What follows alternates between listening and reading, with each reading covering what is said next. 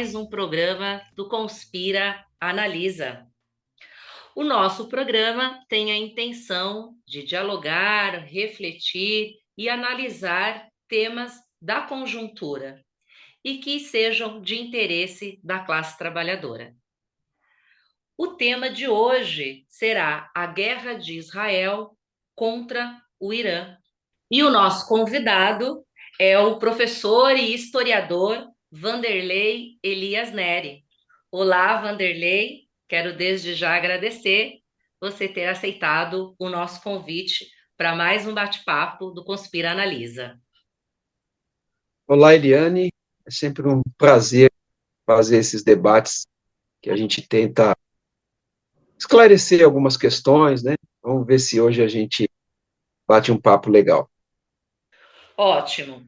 Bem, Vanderlei, não tem jeito, a gente vai conversar sobre um tema da atualidade, né? Que é a guerra sobre Israel contra o Irã.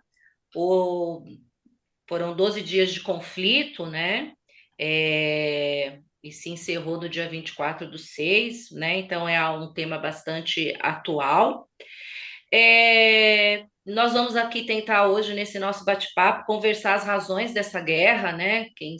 Se tem alguém que ganha, se tem alguém que perde, qual é o resultado desse conflito que está ocorrendo naquela região, né? E eu acredito que a primeira pergunta por onde eu vou iniciar é qual é o papel que você pode contribuir da mídia, né, nessa luta ideológica? Como a mídia tem feito a cobertura dessa guerra? Qual é a sua visão sobre essa questão? Essa é uma questão muito importante e que é preciso ser falada. Eu vou dar um exemplo do passado, né? Eu lecionei muitos anos no ensino médio público e muitos anos em faculdades e universidades. Me aposentei trabalhando dando aula em universidades, né? E eu sempre, os alunos afoitos, né, como eu fui também quando eu era aluno, vinham, professor, porque a Globo está mentindo, né? Ah, na Folha de São Paulo está mentindo. Eu dizia, gente, calma, né? Não é assim. A mídia, essa grande mídia, né, representada pela Globo, Folha de São Paulo, Estado de São Paulo, eu dizia na época, eles não mentem, né? Eles manipulam a informação de uma forma que atenda aos seus interesses e ao interesse daqueles que eles representam, que é a burguesia, né? Ou uma fração da burguesia. E sempre tive esse cuidado, mas dessa vez, acho que a gente poderia até voltar para o passado, mas vou ficar nessa vez. Eles criaram um fundo completamente mentiroso. Dessa vez, a gente pode dizer que a grande mídia, não só brasileira, como ocidental, liderada pelos Estados Unidos, mentiram descaradamente. O Irã é signatário do Tratado de Não Proliferação de Armas Atômicas. O Irã é uma teocracia misturada com democracia, é um regime complicado, não vou querer entrar a fundo nisso, mas do lado da teocracia, do islamismo, há digamos, uma lei religiosa que impede o Irã de desenvolver armas atômicas, e depois eu quero mais para frente falar no resultado desse conflito, o que pode significar isso, mas no início do ataque de Israel, que tinha como alvo principal, ou dizia ter como alvo principal, o fim do desenvolvimento nuclear no Irã, que o Irã estaria desenvolvendo uma arma atômica, isso é descarado, é, simplesmente descarado, acho que é a palavra que a gente pode usar. Porque, além de ser signatário do Tratado de Não Proliferação de Armas Atômicas, tem essa lei religiosa que impede o Irã de desenvolver armas. E todo o Ocidente sabia disso, né? A agência de inspeção, a IEA, sabe disso, foi utilizada por Israel, inclusive para saber onde estavam as, as não é usina nuclear, né? O desenvolvimento nuclear, né?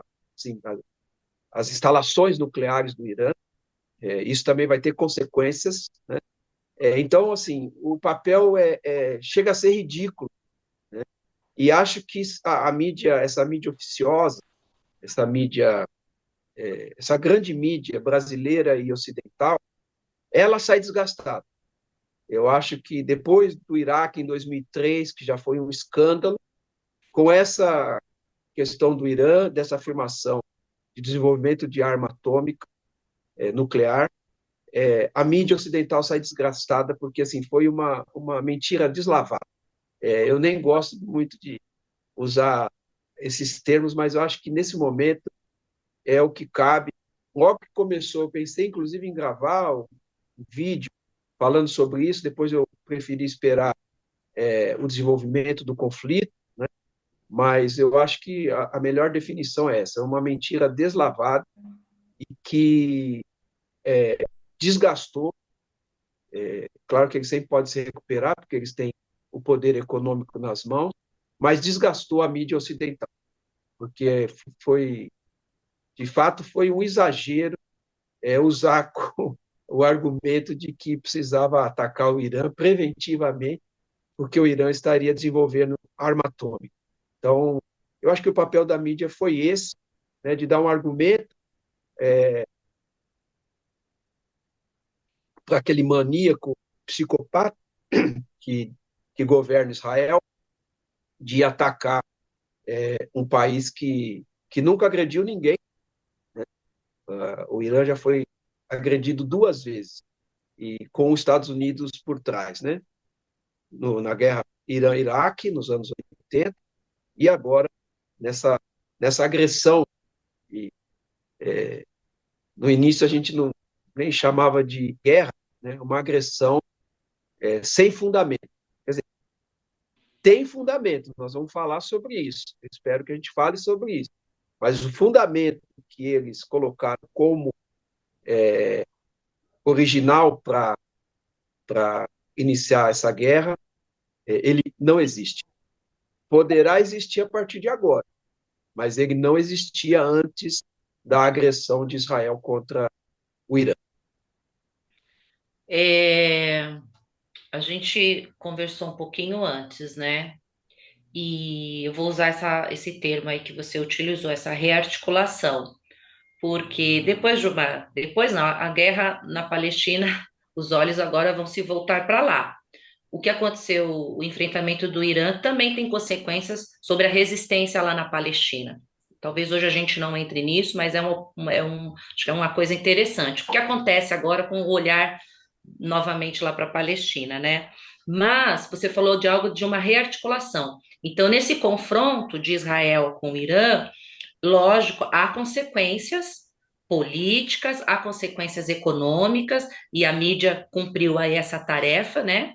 E você chegou a falar sobre a questão, com essa rearticulação, está colocado um debate sobre o fim do Ocidente? Né? E você chegou a falar um pouco sobre isso antes da gente iniciar. Não sei se cabe essa pergunta agora, mas como você falou dessa rearticulação, então eu queria que você comentasse um pouco sobre isso. Não, você chamou a atenção para uma coisa importante. Eu estou chamando de fim do Ocidente o fim do modelo neoliberal que foi constituído, ou que começou a ser constituído a partir dos anos 70 do século passado, e que se propagou mais a partir dos anos 90 com o fim da União Soviética. Esse modelo neoliberal deixou de existir, né? E também, eu vou me atrever aqui a dizer que o capitalismo ocidental está fadado a acabar, né? O problema é que ele está morto, mas o novo não nasceu ainda. E o problema é saber qual será o novo, né?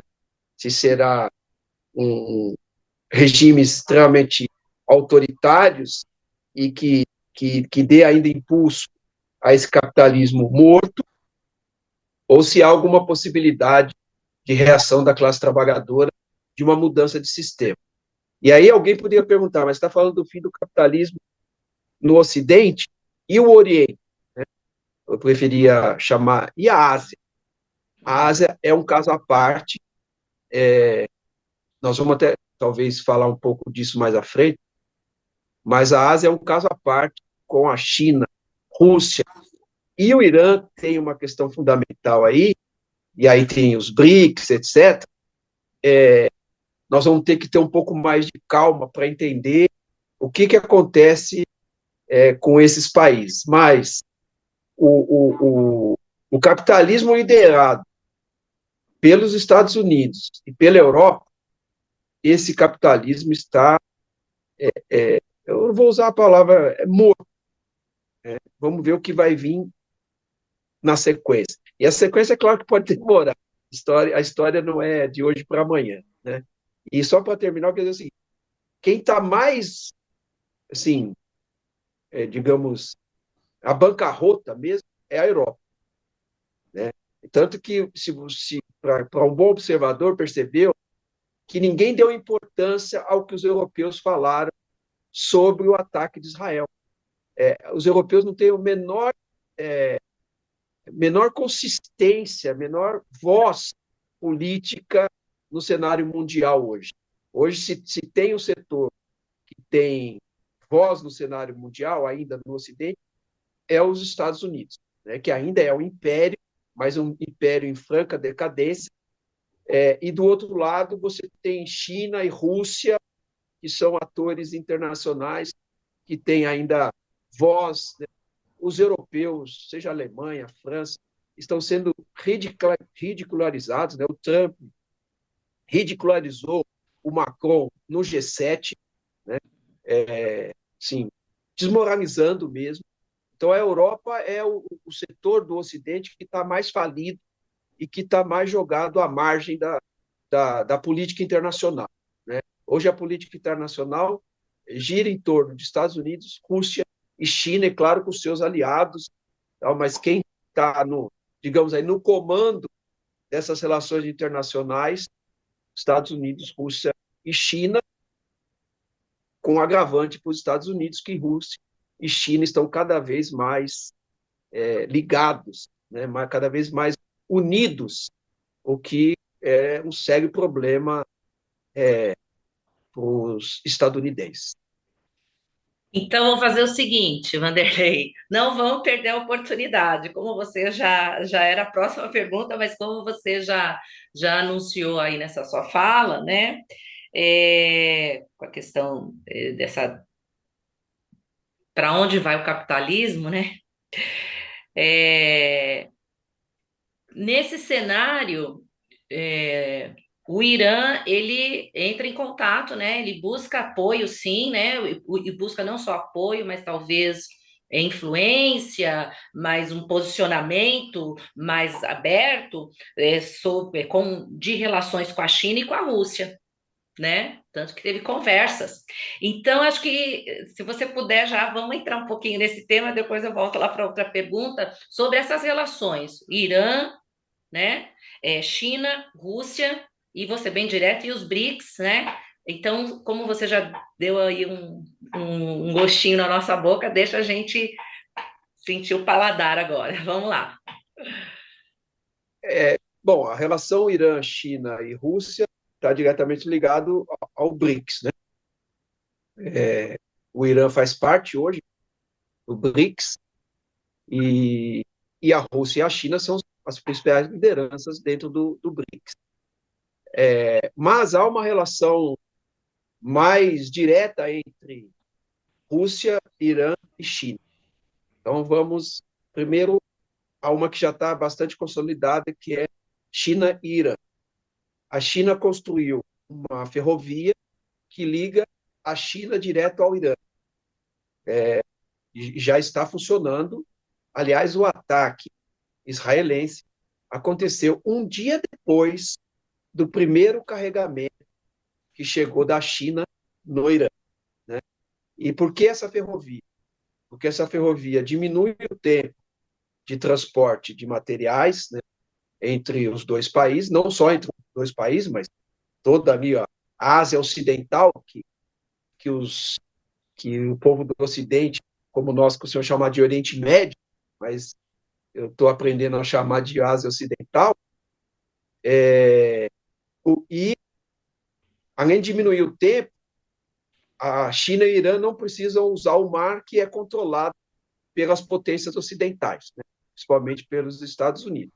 Então, essa é uma questão que impulsiona a economia chinesa e a economia iraniana. Fala-se em 500 bilhões de dólares de investimento da China no Irã, em infraestrutura, né, nessa ferrovia e infraestrutura no Irã.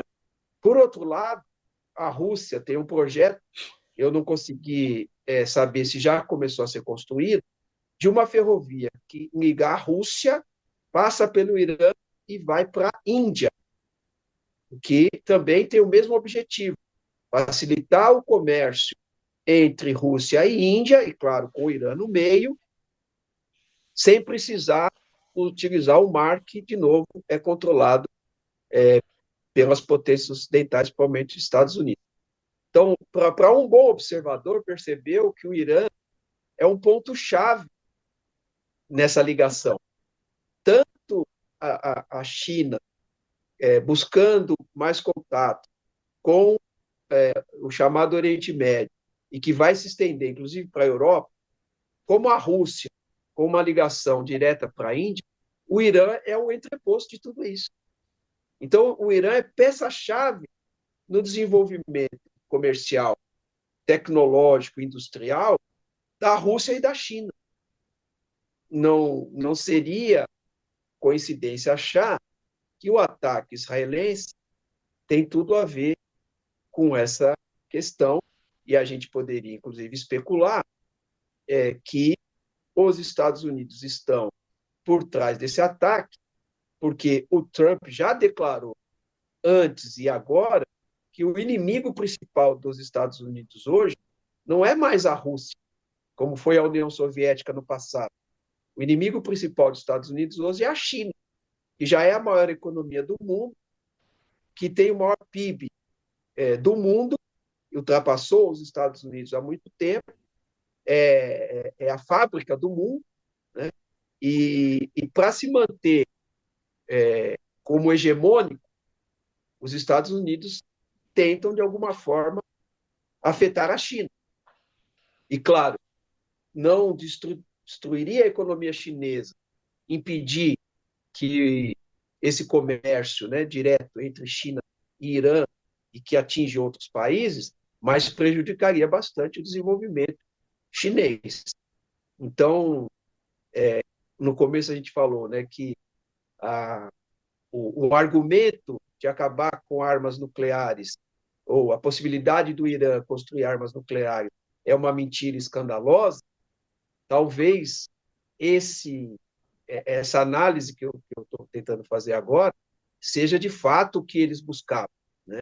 Não é só isso, a gente pode depois falar mais disso, mas de fato há uma questão de liderança comercial, de liderança industrial e tecnológica no mundo, que esse, esse trio, né, ou quarteto, China, Índia, Irã e Rússia, afeta diretamente a hegemonia estadunidense, né? Eu acho que essa é uma boa pista para a gente entender por que agora Israel ataca o Irã. Para você ter uma ideia, eu não vou me lembrar agora, eu li tantas entrevistas sobre essa questão nesses últimos 12 dias, que eu já não vou me lembrar o nome, mas teve um dos entrevistados que eu vi que ele recuperou os vídeos do Netanyahu dizendo de quando o Irã teria bomba. A primeira vez que ele fala que o Irã, em poucos meses, teria uma bomba, uma arma nuclear, foi em 98, 1998. falou isso depois em 2003, falou em 2015. Em 2015 ele falou, o Irã está há meses de ter uma arma nuclear. 2015, nós estamos em 2025, e o Irã 10 ainda não anos. tem uma arma nuclear, né?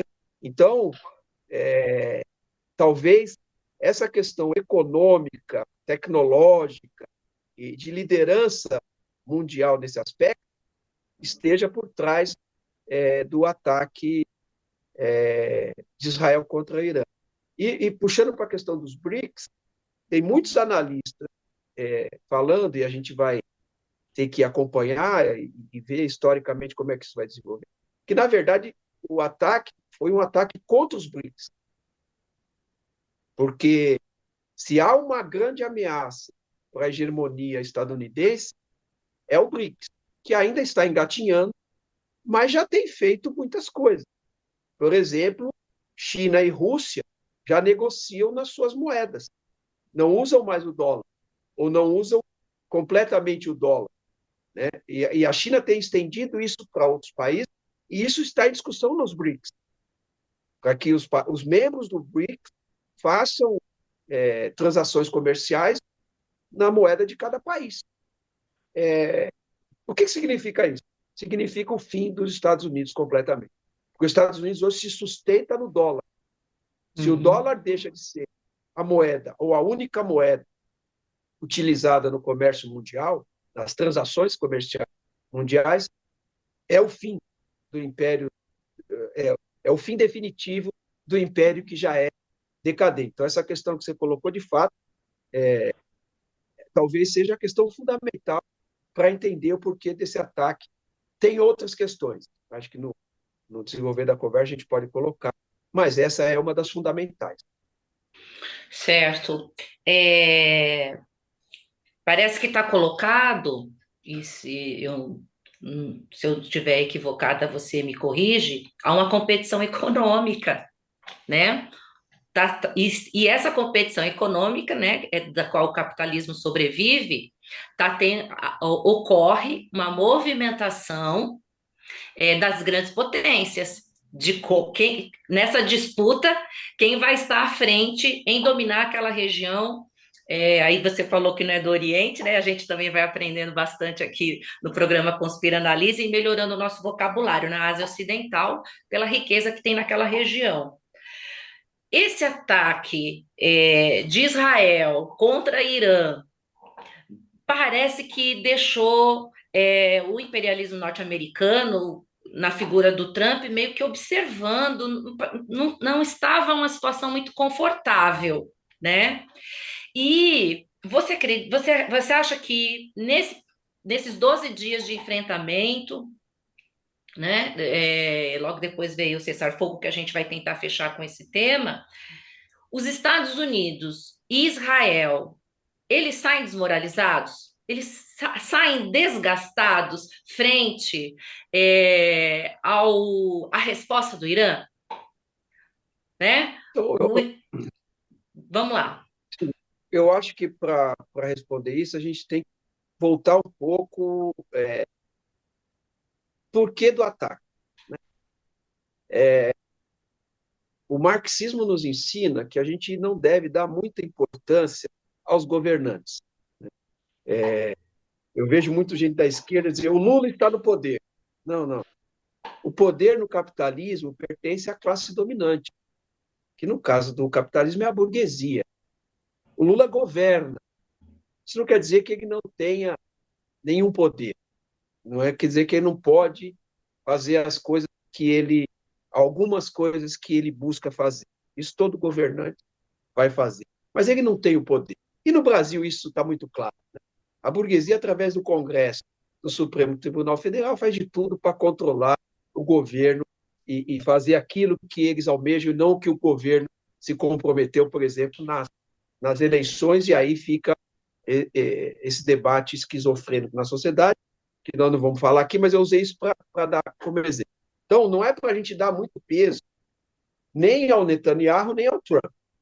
Porém, como eu disse no exemplo que eu usei, os governantes têm alguma autonomia para fazer coisas. E no caso do Netanyahu, não é só o Netanyahu, é todo um governo sionista, e é bom que as pessoas, eu não vou explicar aqui, procura os vídeos da Opera Mundi, que faz uma diferenciação muito interessante sobre o que é sionismo, o que é judaísmo. Sionismo e judaísmo não são a mesma coisa. Então, esse governo sionista, liderado pelo Netanyahu, eles têm uma obsessão pelo domínio do Oriente Médio, chamado Oriente Médio, da Ásia Ocidental. É uma obsessão, né? Desde que o Estado de Israel foi criado, assim, um preconceito contra os árabes e o islamismo absurdo. Então, por esse viés, a gente pode entender também o ataque, né? Israel, e aí acho que é relevante. Tanto Israel como os Estados Unidos, na figura do Netanyahu e do Trump, eu acho que isso está ficando cada vez mais aparente, imaginaram que um ataque surpresa, e eu quero explicar, e se eu esquecer, você me cobra, ataque surpresa. Com o ataque surpresa, eles desmantelariam a defesa iraniana e a capacidade militar iraniana, e também o programa nuclear iraniano. Isso assim foi uma falácia do serviço secreto israelense e da CIA, principalmente do Mossad, que é o serviço secreto israelense, a inteligência, né, israelense. Porque qualquer um que conhece um pouco o Irã, e eu ouvi muita gente essa semana que conhece o Irã, sabe que o Irã não é a Líbia, não é a Síria. O Irã é um país enorme, com 90 milhões de habitantes, e que nos últimos 10, 15 anos desenvolveu uma capacidade militar que quem conhece o Irã sabia. Como é que o Mossad não sabia? Ou, ou passou relatórios falsos ao governo Netanyahu, ou Netanyahu ignorou isso. Porque, assim, nós vamos falar depois do cessar-fogo, o cessar-fogo veio porque Israel está derrotado do ponto de vista militar. E ia ser muito pior se continua.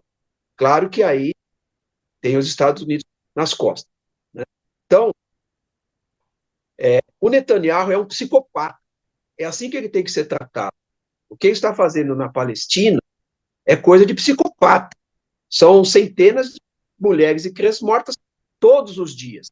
E que bom que acabou a guerra do Irã, porque nós vamos voltar a falar da Palestina, porque é necessário dar uma solução àquilo e acabar esse genocídio. Ele é um psicopata.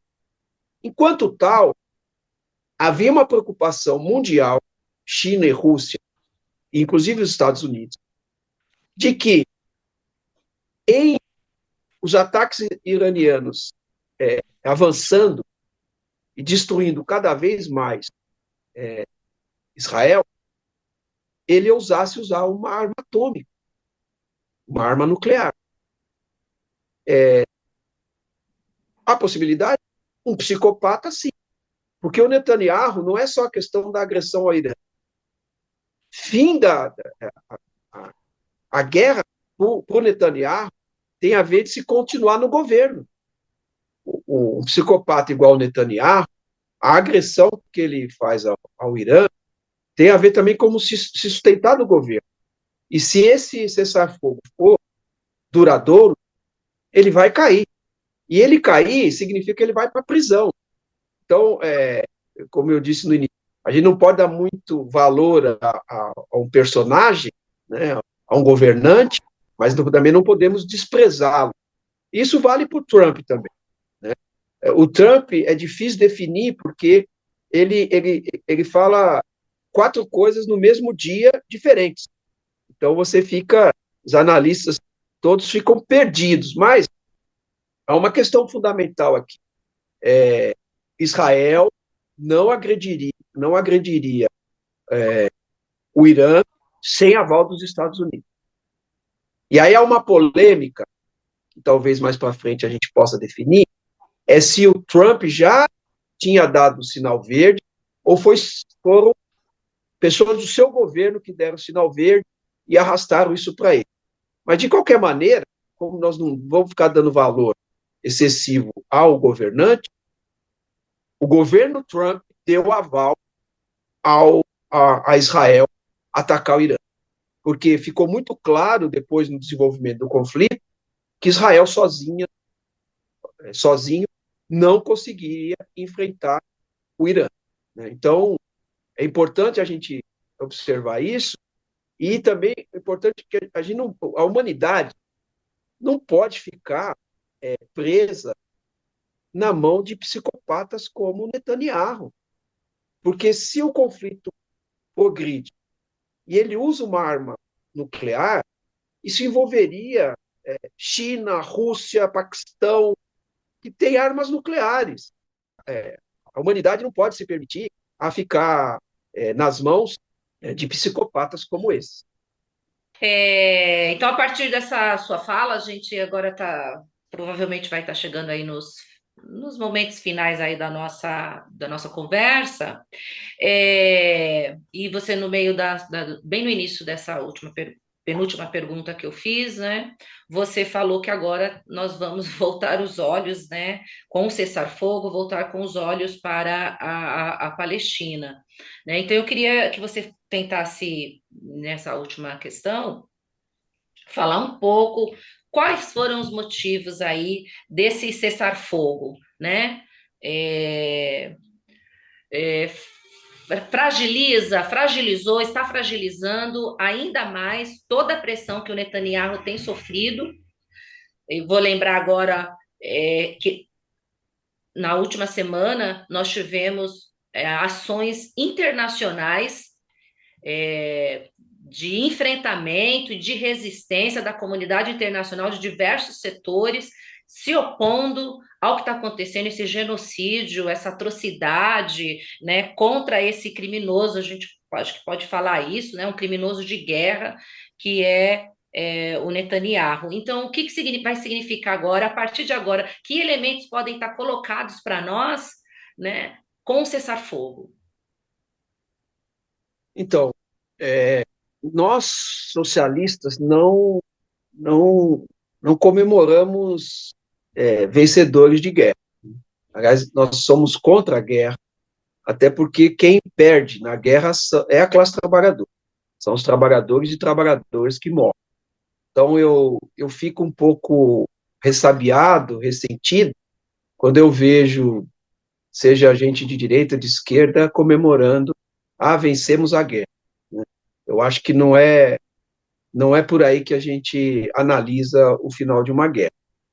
Agora, que há quem sai fortalecido e quem sai desgastado, eu acho que isso é patente. Vamos aos objetivos declarados por Estados Unidos e Israel do porquê da agressão. Então, são 4 motivos que eles apresentaram. O primeiro é a mudança de regime. Qual era a ideia que estava por trás? Derruba-se o regime, que é a teocracia, a democracia com o Ayatollah, e se coloca um governo fantoche pró-Ocidente e impede as relações Irã, Rússia, China. Essa era uma das intenções. A outra era o fim do programa nuclear, acabar com a capacidade militar, principalmente dos mísseis iranianos, e, por fim, a rendição total, como o Trump havia anunciado, que exigia, depois do ataque que os Estados Unidos fez ao Irã, o Trump anunciou que exigia a rendição total do Irã. Então, vamos lá. A mudança de regime não aconteceu, e aconteceu o contrário. O Irã é um país multiétnico, 50% da população é persa, mas os outros 50% é muito variado. E, de fato, dissidências no Irã, tanto da inteligência Israel como estadunidense, o que aconteceu foi que o povo iraniano se juntou mais ao governo, né, por se sentir agredido por alguém de fora. Então, o objetivo da mudança do regime, na verdade, fortaleceu o regime. Né? E com isso o Irã sai vitorioso. O fim do programa nuclear. Isso nós vamos ter que aguardar um pouco, mas parece que nenhuma instalação de desenvolvimento nuclear foi gravemente atingida. Bom, isso é um bom sinal, e é um sinal que nos faz acreditar nisso, porque não foi detectada radiação na Ásia Ocidental. Né? Se as instalações nucleares fossem destruídas, como anunciou Trump e Netanyahu, haveria radiação naquela região. E não há. Portanto, os iranianos argumentam que, primeiro, retiraram todo o material radioativo desenvolvido, e, segundo, as bombas jogadas lá não chegaram à profundidade necessária, porque elas são enterradas e bem enterradas, e, portanto, o programa nuclear iraniano me parece estar, se não intacto, preservado. Né? E, portanto, o Irã vai poder continuar o seu programa nuclear com um agravante agora. O Irã deve sair da IE, ou seja, deve sair do acordo por não proliferação de armas atômicas, e, portanto, não aceitar a inspeção da IEA, que é a agência internacional. E, hoje, existem argumentos na sociedade iraniana que podem levar, eu não estou dizendo que isso vai acontecer, mas pode levar o Ayatollah Khamenei a desfazer a lei religiosa que impede o Irã desenvolver uma arma atômica. Eu sou contra a arma atômica, mas se eu fosse pensar com a cabeça do povo iraniano e do governo iraniano, eu diria, nós precisamos desenvolver uma arma nuclear, porque aí assim Israel nunca mais vai atacar o Irã. Então veja, o ataque abriu um flanco para que os iranianos pensem naquilo que eles não pensavam, que é o desenvolvimento de uma arma nuclear. Acabar com a capacidade de mísseis. O Irã não usou, até onde eu consegui informação, um quarto do seu arsenal de mísseis. E não usando um quarto, fez um estrago danado em Israel. A gente não tem as informações, porque Israel colocou uma censura brutal. Qualquer israelense que filmar uma destruição e for pego, vai preso, paga multa, e a prisão é longa, é gravíssima. Então, ninguém está filmando, mas, assim, tem-se informação.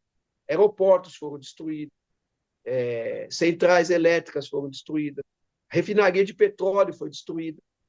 Ou seja, o Irã causou um estrago bastante razoável em Israel, assim como Israel causou no Irã. Né? Então, as capacidades mísseis também não foram destruídas. E, por fim, não houve rendição total. Na verdade, quem pediu a trégua foi Israel. Israel pediu, através de outro país lá dessa região, que agora me falta o nome, uma negociação através dos Estados Unidos, para que os Estados Unidos fizessem, então, a intermediação para esse cessar-fogo. Ou seja, me remete à pergunta que você fez, acho que lá no início. Israel e Estados Unidos saem desgastados dessa guerra. Israel, na região, já foi provado que ele não tem toda essa capacidade que eles vivem colocando de militar, né, porque tiveram que pedir auxílio dos Estados Unidos, porque senão seriam varridos da face da terra. Se o Irã continua os bombardeios sem auxílio dos Estados Unidos, Israel seria varrido da face da terra, a não ser que soltasse, claro, uma arma nuclear sobre o Irã. Era a única possibilidade de enfrentamento que Israel tinha ao Irã. E os Estados Unidos saem desgastados porque proclamaram uma rendição total do Irã. O Irã não só não assinou nenhuma rendição total, como atacou bases militares dos Estados Unidos no Catar. E Uhum. aí é preciso observar, foi um ataque cirúrgico, avisaram antes, não mataram ninguém, mas era para responder ao ataque estadunidense. Qual é a ideia do governo iraniano? Atacar uma base militar estadunidense na região, avisar antes para que não houvesse ninguém lá, mas dar uma resposta ao seu povo da agressão sofrida pelos Estados Unidos. E com isso, não causando nenhuma morte, não provocar a intervenção direta dos Estados Unidos, que aí de fato seria um problema que o Irã não teria como enfrentar sozinho. Claro, uma intervenção mais aguda dos Estados Unidos poderia gerar um desequilíbrio total na região e aí até uma terceira guerra mundial. Né? Então, o cessar-fogo nesses termos é muito positivo e, claro, todo cessar-fogo é positivo porque nós não queremos a guerra. Né? Mas nós temos que acompanhar agora os desdobramentos e aí eu quero pegar a questão da Palestina. Israel sai enfraquecido, inclusive, em relação ao abuso e às atrocidades que vem fazendo contra a Palestina há quase 2 anos. O problema é que muita gente reclama que o Irã deveria ter continuado a guerra para impedir de vez que Israel ataque a Palestina. Mas o Irã aceitou o cessar-fogo, porque é importante para o Irã, porque eles estavam recebendo ataques diariamente.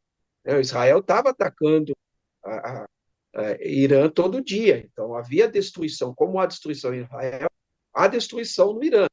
Mas, de qualquer maneira, mesmo com o cessar-fogo, Israel sai fragilizado desse conflito, dessa agressão que promoveu contra o Irã, e isso com certeza terá reflexo na Palestina. Não dá para dizer, nesse momento, como a situação vai ficar, mas dá para dizer que haverá reflexo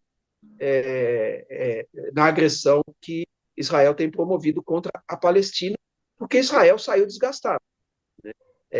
Os países do Golfo, ali, daquele entorno de Israel, sabem hoje que Israel não tem toda essa capacidade militar que eles adoravam fazer bravata sobre isso. Isso já é um sinal do que acontece com Israel e a probabilidade do Netanyahu cair e se formar um novo governo, né, que pode mudar não a orientação em relação à Palestina, mas a orientação do massacre. Isso pode ser alterado. Né? Então, agora é esperar para ver, quem sabe daqui uns dias ou umas semanas a gente possa fazer um novo bate-papo, aí pegando a questão dos reflexos desse conflito, né?